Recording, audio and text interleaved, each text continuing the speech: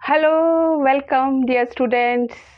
I am Baljeet Kaur. Once again, I have come to teach you Geography Chapter 3.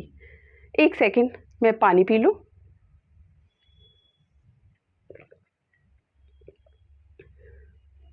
आपको पढ़ाना है, आधा घंटा लगेगा, तो प्यास बहुत लगी थी, मैंने सोचा पानी पी लेती हूँ. Dear students, last time we studied about resources and मैंने आपको एक definition दी थी resource की. Anything which satisfy our needs is called resource.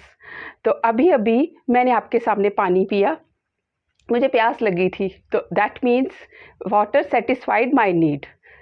This means water is the most essential resource जो हमारी नीड्स को पूरा करता है. वाटर के बारे में एक बात और कही जाती है कि water, isn't it strange that water can give life as well as take life? हम ये बात कैसे कह सकते हैं?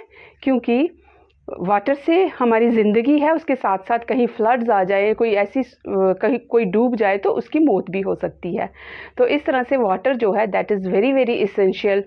मोर ओवर एक और बात सबसे इम्पॉर्टेंट क्या है कि we need water to drink, to cook our food, इसके साथ साथ to wash our clothes and to wash ourselves also. इसके अलावा water is also used in the industries, water is also used in the urbanisation processes. तो water जो है हमें हर समय में इस्तेमाल होने वाली एक बहुत ही इम्पोर्टेंट रिसोर्स है. Now you can understand why the old people, the human beings settled near the water bodies. आपने सुना होगा इस बारे में, आपने जाना है Indus valley civilisation, Hwang Ho valley civilisation, जितनी भी सिविलाइजेशंस हुई हैं, यानी कि जब इंसान सेटल हुआ तो सबसे पहले वो कहाँ आकर बसा? जितनी भी वाटर बॉडीज़ थी. Mostly people preferred to live near water bodies क्योंकि वो सबसे इसेंशियल रिसोर्स था. तो ये कुछ लर्निंग ऑब्जेक्टिव्स हैं जिसकी वजह से हमको वाटर रिसोर्सेज के बारे में पढ़ना बहुत ज़रूरी है. तो ये आपका चैप्टर नंबर 3 है. तो आज का हमारा टॉपिक है वाटर रिसोर्सेज. क्या टॉपिक है? Water resources. And we will study about water resources, why there is scarcity of water, management of water. इसके बारे में आज हम जानेंगे. तो डियर स्टूडेंट, सबसे पहले शुरू करने पे मैं आपको ये सामने देखिए, ये क्या है? ये एक ग्लोब है, ठीक है? तो ये यानी कि मॉडल ऑफ द अर्थ है. ये एक जैसी हमारी अर्थ अगर हम ऊपर से देखें तो लगती है ना, ये पूरा वो मॉडल आपको दिखाई दे रहा है. आप यहाँ देखिए तो ये मॉडल में जितना भी ये ब्लू पोर्शन है, ये सारा क्या है? ये वाटर है. ब्लू पोर्शन पूरा वाटर है और जितना आपको ग्रीन कलर नज़र आ रहा है ये लैंड मासेस हैं. That means 3/4 of the earth surface is covered with water. कितना? 70% जो अर्थ सरफेस है हमारी. अगर आप फ्लैट मैप में भी देखो, अगर ये मैप में आप देखो तो आपको सामने नज़र आएगा जितना भी ब्लू पोर्शन है वो सारा वाटर है, और जो जितना भी आपको ग्रीन पोर्शन नज़र आ रहा है वो क्या है? वो लैंड मासेज हैं. यानी कि 70% हमारी अर्थ जो है, 3/4 of the surface is covered with water, and that's why earth is also called as blue planet. इसको blue planet भी कहा जाता है. But only a small portion of it accounts for fresh water, that is that can be put to use. जो हम अपने use में ला सकते हैं वो कितना है? बहुत स्मॉल प्रोपोर्शन है. Dear students, that is mainly obtained from surface water or underground water. तो कुछ फैक्ट्स हैं जो हम आज इसमें कवर करेंगे कि वाटर रिसोर्सेज किस तरह से इतना सारा पानी होने के बावजूद, मतलब 70% हम देखते हैं तो अर्थ में पानी है, but water water everywhere, not a single drop to drink. यानी प्रोवर्ब है, जो भी पानी आपको ये समुद्र में नज़र आता है, जितना भी जो सी वाटर है, that is saline water and that is not fit for use. उसमें इतनी ज़्यादा सैलिनिटी है, सॉल्ट इतना ज़्यादा है कि वो यूज़ ही नहीं हो सकता। तो इसलिए बाकी क्या बचता है, अगर वो जो मैं 70% वाटर की बात कर रही हूँ ना, ये जो वाटर है, ये 70% जो वाटर है, इसको अगर हम 100% कंसिडर करें अर्थ पे, तो यानी कि पूरे अर्थ पे जितना भी वाटर है उसमें से जस्ट 95.6% के करीब, आप 96 मान लीजिए, तो दैट इज़ सलाइन वाटर। बाकी बच्चा जो कोई 2.5% वाटर जो है, that is covered with large glaciers, बहुत बड़ी बड़ी शीट्स ऑफ ग्लेशियर्स हैं, आइस कैप्स हैं, वहाँ पर हमें मिलता है। और कुछ थोड़ा सा अमाउंट जो है वो हमें जो ग्राउंड वाटर पे मिलता है। तो जो अंडरग्राउंड वाटर है उसके लिए भी टेक्नोलॉजी यूज़ होती है, तो तभी उसको निकाला जा सकता है। तो इसका मतलब क्या हुआ कि जो इजीली अवेलेबल वाटर है वो बहुत ही कम है हमारे पास। तो हालांकि ये भी कहा जाता है कि ये जो वाटर है ये रिचार्जेबल है, ये वाटर जो है रीन्यू हो सकता है। बट वो रीन्यू, आपने सुना है कि हाइड्रोलॉजिकल साइकिल के बारे में आपने सुना है ना, वाटर पूरा घूम के इवापोरेशन, कंडेंसेशन, प्रेसिपिटेशन, फिर से घूम के जो आता है तो फिर वो सरफेस के ज़रिए वापस चला जाता है समुद्र में। तो इस तरह से रिचार्ज तो होता है, but there are so many problems, that's why water is not sufficient for us, specially for future generations. एक यूनेस्को की तरफ से एक एस्टिमेट भी दिया गया है कि जस्ट 2025 तक क्या होगा कि लगभग 2 बिलियन पीपल जो हैं उनके पास वाटर अवेलेबल नहीं होगा, ये शॉर्टेज हो जाएगी वाटर की। तो ये सब चीज़ें सोचने के बाद, ऐसी सिचुएशन के बाद हम कहाँ पहुँचते हैं कि वाटर स्केर्सिटी क्यों है, जब हमारे पास सफिशिएंट अमाउंट में वाटर है और रिन्यूअल भी कर सकते हैं, वाटर का रिचार्ज हो रहा है हाइड्रोलॉजिकल साइकिल से। तो पहले तो आप समझिए ज़रा कि वो हाइड्रोलॉजिकल साइकिल क्या है, उसके बाद आगे बढ़ते हैं। हाइड्रोलॉजिकल साइकिल, जिसको वाटर साइकिल भी कहते हैं। माय डियर स्टूडेंट्स, आपने ये हाइड्रोलॉजिकल साइकिल जो है ये कम से कम हर क्लास में पढ़ी है, जिसको हम वाटर साइकिल भी कहते हैं। ये एक इंटीग्रेटेड सब्जेक्ट के तौर पे ईवीएस में भी आपने पढ़ा है, इसके अलावा आप साइंस में भी पढ़ते हो। तो वाटर साइकिल जो है वो क्या है, एक बार हम जल्दी से समझ लेते हैं कि वाटर साइकिल यानी हाइड्रोलॉजिकल साइकिल होता क्या है। तो डियर स्टूडेंट्स, हाइड्रोलॉजिकल साइकिल की जब हम बात करें तो इसमें बात ये आती है कि आपने अपने घर में देखा है कि आप क्या करते हो, कपड़े सुखाते हो घर में। तो जब कपड़े सुखाए जाते हैं, मम्मी कपड़े सुखाती हैं, तो एकदम से गीले कपड़े सूखे कैसे हो जाते हैं, वो पानी कहाँ चला जाता है जो कि उन कपड़ों में था। तो वो पानी कहीं जाता नहीं है, बल्कि it changes its form, it is converted from liquid to vapour या गैसियस फॉर्म।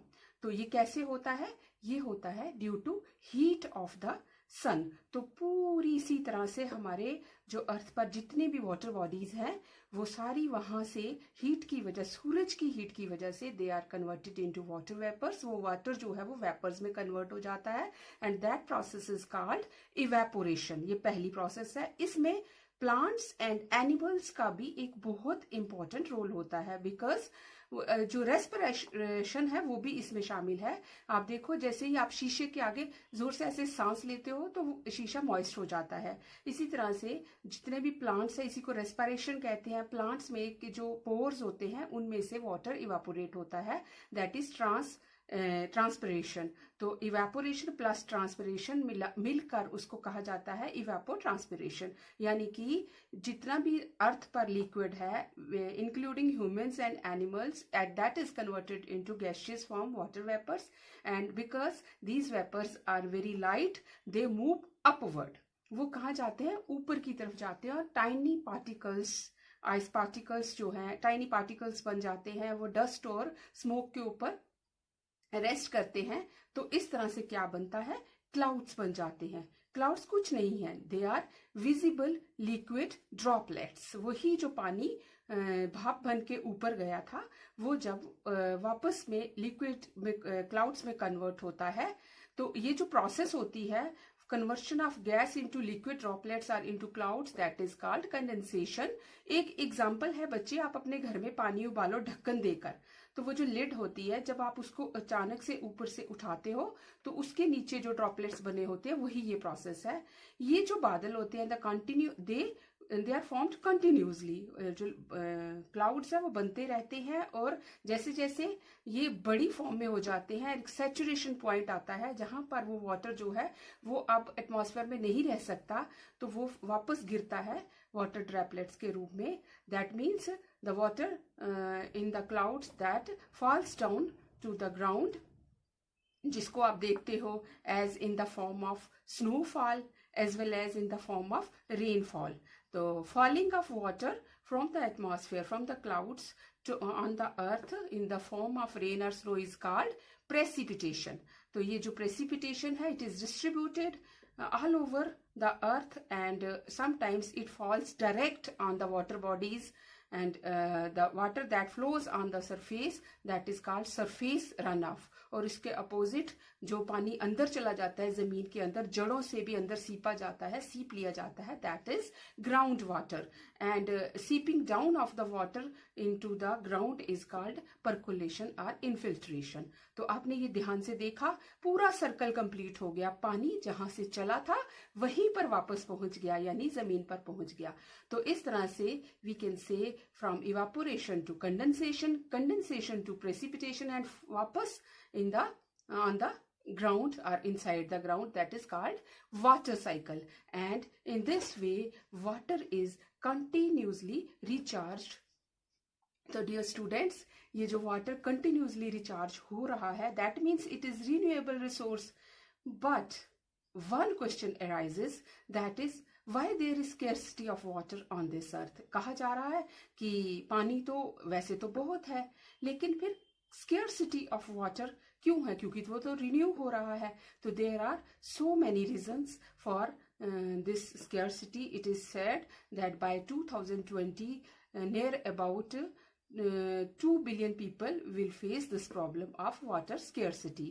तो हम इंडिया की बात करें तो वर्ल्ड के मुकाबले में India receives 4% of water rainfall. और अगर आप इमेजिन भी करो तो वो भी इक्वली डिस्ट्रीब्यूटेड नहीं है इंडिया में। तो नेक्स्ट टॉपिक इसी को हम कवर करते हैं। आवर नेक्स्ट सब टॉपिक इज वाटर स्केर्सिटी।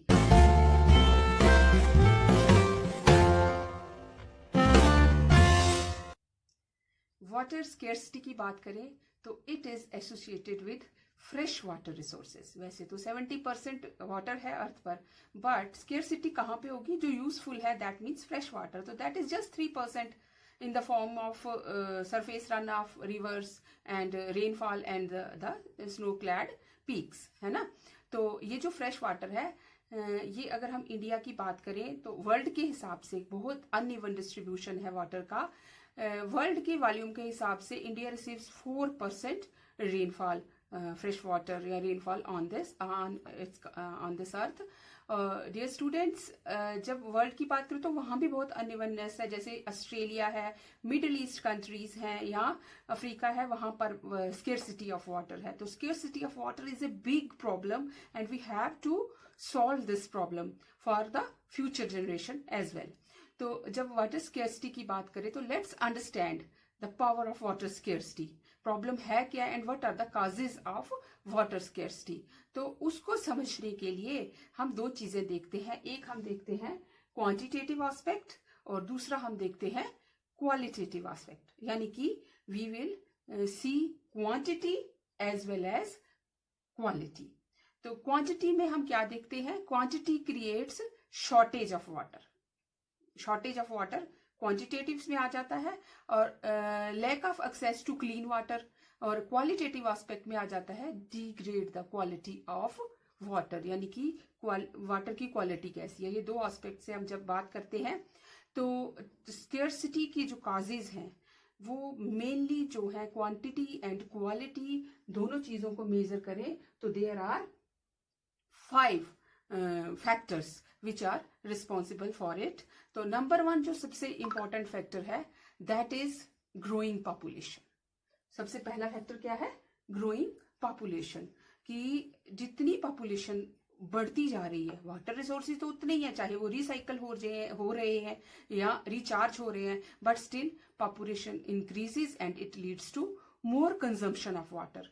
और आप इसको ऐसे समझो कि आपके घर में 2 लोगों के लिए खाना बना है, आप 2 लोग उस खाने को खा रहे हो, तो अचानक से 4, 5, 6 लोग और आ जाएं, तो आप उनको कैसे अकोमोडेट करोगे? एक आध दिन के लिए तो हो जाएगा, लेकिन अल्टीमेटली आपको खाने की शॉर्टेज हो जाएगी। तो इस तरह से ये जो ओवर पॉपुलेशन है, इसकी वजह से क्या हो रहा है, वाटर की शॉर्टेज हो रही है। सेकेंड फैक्टर इंपॉर्टेंट क्या है, कमर्शलाइजेशन ऑफ एग्रीकल्चर, यानी कि जब एग्रीकल्चर का कमर्शलाइजेशन हुआ तो उससे क्या हुआ, ग्रीन रेवोल्यूशन स्पेशली जब हुआ तो बहुत ज्यादा इरिगेशन, क्योंकि हाई यील्डिंग वैरायटी सीड्स का इस्तेमाल हो रहा था, तो उसकी वजह से बहुत ज्यादा पानी जो है इरिगेशन के लिए यूज किया गया, तो जिसकी वजह से it led to lower level of ground water, जो ग्राउंड के नीचे वाला पानी था उसका लेवल, क्योंकि किसानों ने जो एग्रीकल्चर करते थे उन्होंने क्या किया, अपने अपने पर्सनल ट्यूबवेल्स बना लिए थे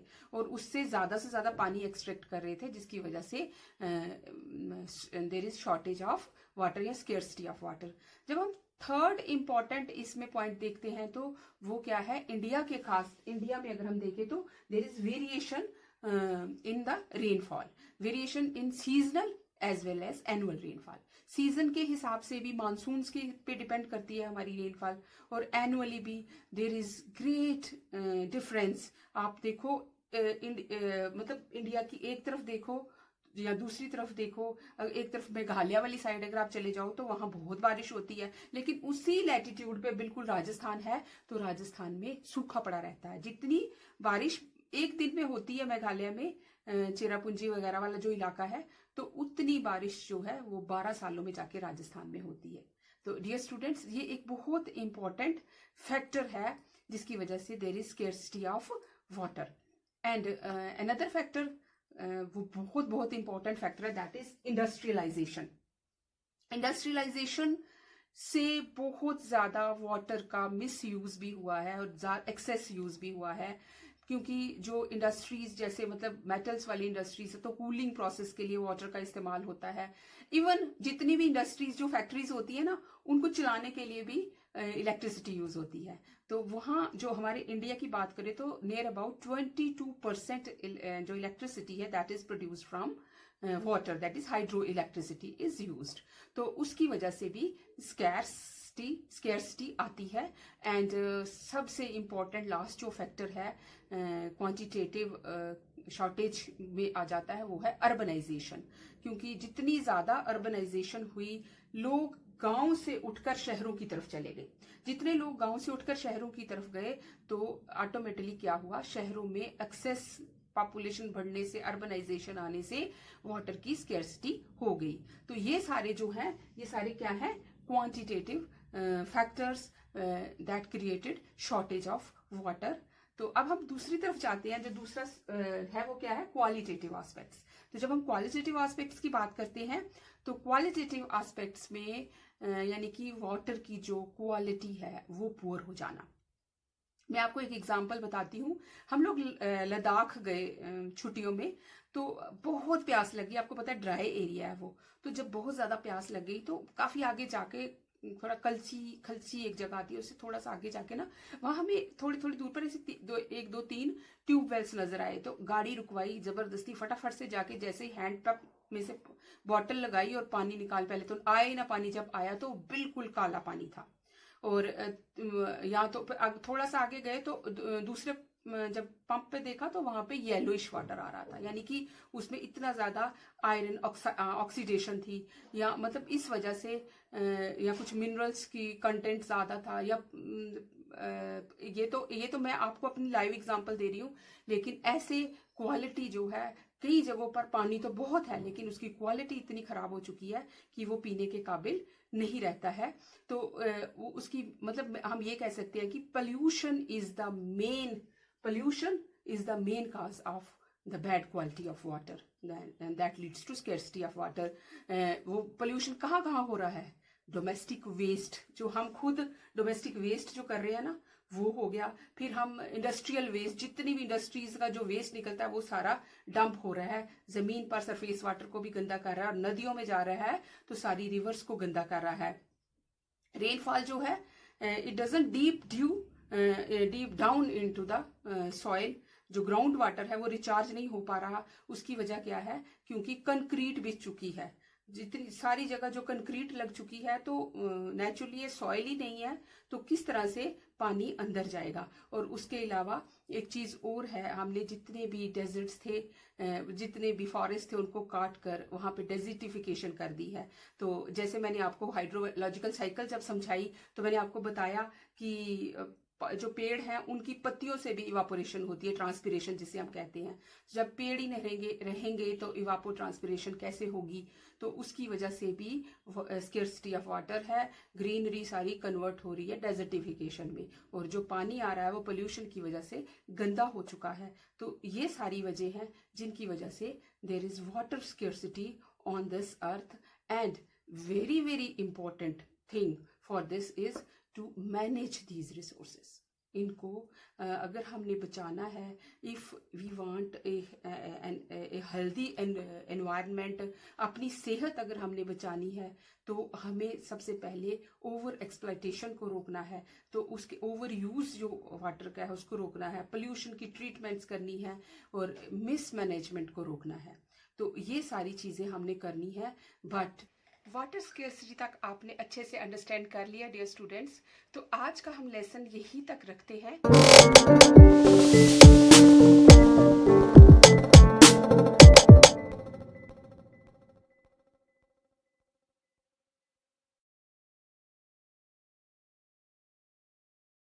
वाटर स्केर्सिटी तक आपने अच्छे से अंडरस्टैंड कर लिया डियर स्टूडेंट्स, तो आज का हम लेसन यही तक रखते हैं। आपने आज के लेसन में जाना, जल्दी से रिवाइज कर लेते हैं। तो we studied about water resources, and there are 70% water on this earth and 30% is land. Out of the total volume of water, 96.5% water is in the oceans, is available in the oceans, that is not useful for human beings, and only 2.5%, अगर उसको हम round up कर दे तो 3% water ऐसा है जो fresh water है, जो हमें आइदर मिलता है आइस शीट्स पर, ग्लेशियर्स के रूप में, या फिर surface run of and underground water के रूप में। इसके बाद हमने वाटर के इफेक्ट्स को जानने के बाद हमने जाना कि so many water is available on this earth, but still there is scarcity of water, and this scarcity of water is due to so many causes, and there are some quantitative as well as qualitative aspects, जिसमें हमने बात की कुछ factors की, जैसे overpopulation is responsible for this, then variation in the rainfall, then agricultural excessive use of irrigation, pollution एक और important factor. तो मोस्टली हम यहाँ इस कंक्लूजन पर पहुँचे कि overuse of water, overexploitation of water and pollution made the water scarce, and there is scarcity of water. इसके बाद बात आती है कि how to manage and how to conserve these water resources, that we will study in our next session. तो इसके साथ ही dear students, जहाँ तक होम असाइनमेंट की बात आती है, तो ये जो आपका चैप्टर है वाटर रिसोर्सेज, ये आपके फाइनल एग्जाम्स में आने वाला चैप्टर नहीं है, ये इंटरनल असेसमेंट के लिए होता है। तो अभी तक आपने जितना पढ़ा उसी के हिसाब से मैं आपको एक इंटरनल असेसमेंट दे रही हूँ, वो ये है कि how water resources are renewed. उसका क्या मतलब है कि आपने हाइड्रोलॉजिकल साइकिल को समझा, मैंने आपको पढ़ाया, आपने उसी की अपनी नोटबुक पे या शीट पे डायग्राम बनानी है और उसको एक्सप्लेन करना है। ये आपकी होम असाइनमेंट है, इंटरनल असेसमेंट समझ लीजिए। तो होम असाइनमेंट में क्वेश्चन नंबर 1 है, explain how water becomes a renewable resource. तो डियर स्टूडेंट्स, आपने वाटर साइकिल, हाइड्रोलॉजिकल साइकिल जो अभी मेरे से समझी, ये उसी चीज़ को आपने एक्सप्लेन करना है, उसी को लिखना है कि कैसे वाटर जो है वो रीन्यूएबल रिसोर्स होता है। तो उसके साथ साथ आपने क्या करना है, draw diagram of water cycle and elaborate. Water cycle की डायग्राम को आपने ड्रा करना है, आपने अपने हिसाब से ड्रा करना है। जो मैं दिखा रही हूँ ज़रूरी नहीं है आपने ऐसे ही करनी है, जैसे आपको आती है, और उसको फिर लेबल करना है या एक्सप्लेन करना है। जैसे ये सामने है आपके कि water due to heat converts into water vapours, and water vapours जब बन जाता है तो इवापोरेशन होती है। इवापोरेशन से जब वाटर वेपर वापस ठंडा होता है और कूल हो जाता है तो कंडेंसेशन की प्रोसेस होती है। तो जो क्लाउड्स बनते हैं, तो वही क्लाउड्स जब they fall down on the surface of the earth, तो वो उसको प्रेसिपिटेशन कहते हैं, इन the form of either in the form of snow और आइस। तो इस तरह से वाटर साइकिल को आपने इलेबोरेट करना है। उसके बाद आता है डिफाइन द फॉलोइंग टर्म्स। तो उसमें आपकी आ जाती हैं evaporation, evapotranspiration, condensation and precipitation. Dear students, being students of geography, तो ये तो बेसिक्स हैं, ये सारी डेफिनेशंस आपको आनी चाहिए और जनरल नॉलेज के लिए भी आपको ये करनी ज़रूरी है। तो आपने इनको लिखना भी है और लर्न भी करना है। Evaporation, conversion of water into water vapours. Evapotranspiration, conversion of water into water vapours including human respiration of human beings and plants. और तीसरी चीज़ है कंडेंसेशन। तो condensation, cooling down of water vapors into water droplets, and precipitation, falling down of water in the form of snow or in the form of rainfall on the surface of the earth is called precipitation। तो ये सारी definitions आपने लिखनी भी है और उसके साथ साथ लर्न भी करनी है। नेक्स्ट असाइनमेंट मैं दूंगी आपके सेकेंड पार्ट में, वाटर रिसोर्सेज पार्ट 2 में। With this today's lesson is complete, and with this have a nice day students. But be sure, wear mask, be safe. जब तक ज़रूरी ना हो घर से बाहर मत निकलिए। Have healthy and happy life. Thanks.